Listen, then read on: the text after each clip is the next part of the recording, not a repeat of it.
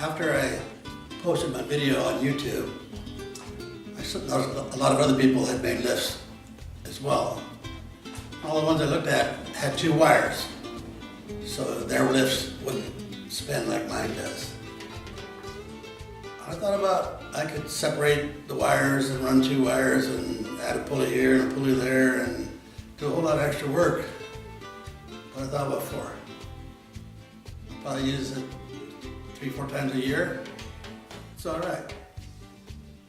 But I thought about it some more and I go, well, what if I did it another way? So I figured out that if I just put 1 cable on there and ran it up, so when it went up, it was pulled up by 2 cables instead of just 1, that would stop the spin. And the second cable didn't have to be weight bearing, it just had to have enough weight on it to keep the unit from spinning. So I went to do that, but then I realized that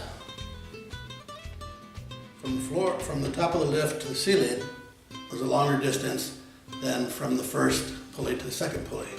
So if I clamped anything on the metal cable, it wouldn't go through the second pulley. So instead I had to use sort of a rope. Probably could have used any rope, but I had some, well, we called it mule tape left over from my Verizon days.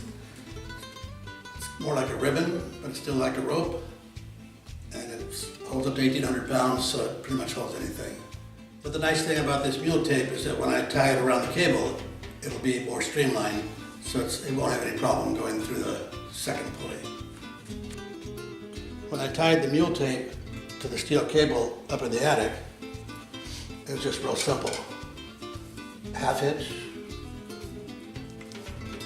another half hitch,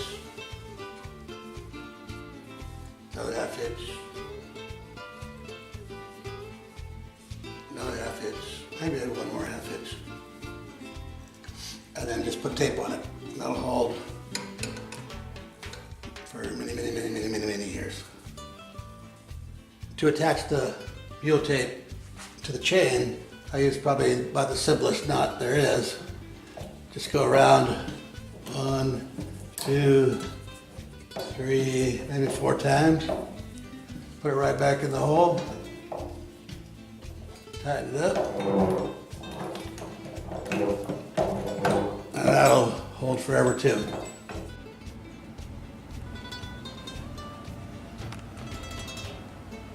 Since the mule tape isn't really holding a whole lot of weight, I didn't even bother with a pulley. I just put a hook on a board, and that took me about 4 or 5 tries to get it exactly where I wanted it to be. Then you can see after the first pulley, there's the half hitches and the tape, and that will go through that pulley with no problem at all.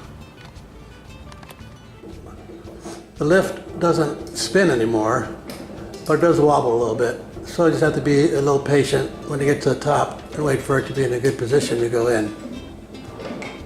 But the spinning is gone.